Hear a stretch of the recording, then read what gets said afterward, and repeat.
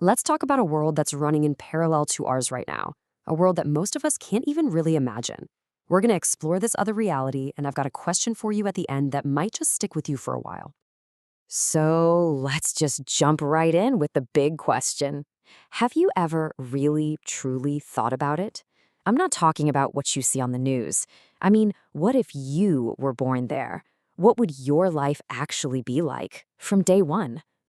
Okay, so let's start with something we all do, waking up. But what if your morning had nothing to do with personal choice?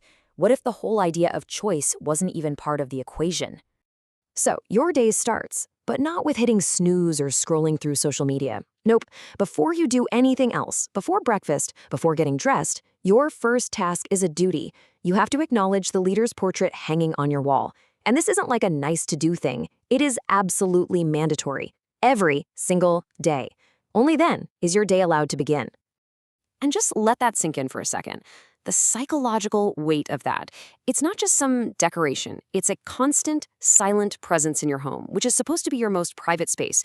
It's a permanent reminder that you are never, ever truly alone. You're always being watched. Right, so this control, it doesn't just stop at your morning routine. It follows you right out the door and into the biggest decisions of your life. Or, well, the decisions that aren't actually yours to make. Think about it. For us, we're told to follow our dreams, to work hard, that our talent and passions are what shape our future. But over there, it's a whole different ballgame.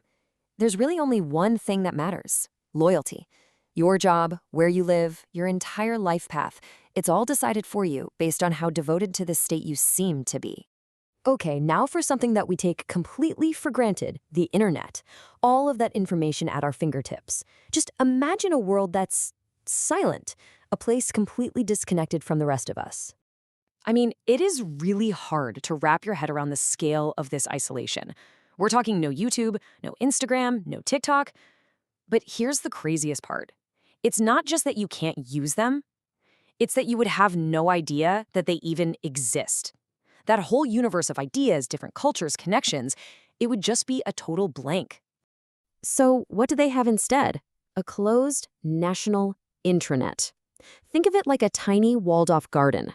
Inside this garden, every single thing you could possibly see or read or watch has been hand-picked, filtered, and is constantly monitored by the government. It's not reality. It's a completely curated reality.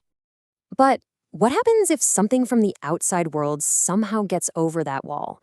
A single, unapproved video from another country. You see, the walls of this garden aren't just firewalls. They're enforced with the most severe consequences you can possibly imagine. And that's the crucial number to remember here. 1. Just one movie from the outside world. One song. One TV show. If you're caught, there's no fine, no slap on the wrist. You, and potentially your entire family, could just disappear.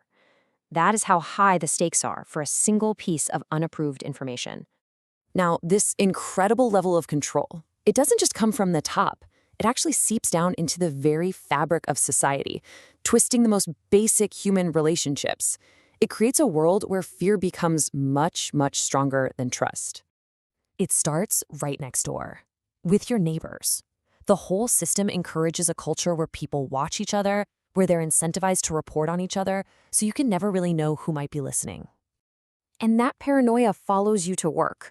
A careless comment, a frustrated sigh, literally anything that could be interpreted the wrong way might get reported by the person sitting right next to you. And here's where it gets truly heartbreaking. In a system where one accusation can ruin not just your life, but the lives of your parents, your siblings, your children, even the strongest friendships can break. A friend might betray you just to protect themselves and their own family. So how does a system like this even hold itself together? Well, it's all built on a foundation of lifelong indoctrination. From your very first day of school, you're taught one thing: your leader is everything. You learn songs, stories, even supposed miracles. The very idea of questioning it isn't just discouraged, it becomes an unthinkable, dangerous act. For most people, it's the only reality they've ever known. Okay, so after walking through all of that, let's bring this thought experiment back home. Let's take a second to reflect on what this all means for our own reality. Seriously, just for a moment, pause and look around.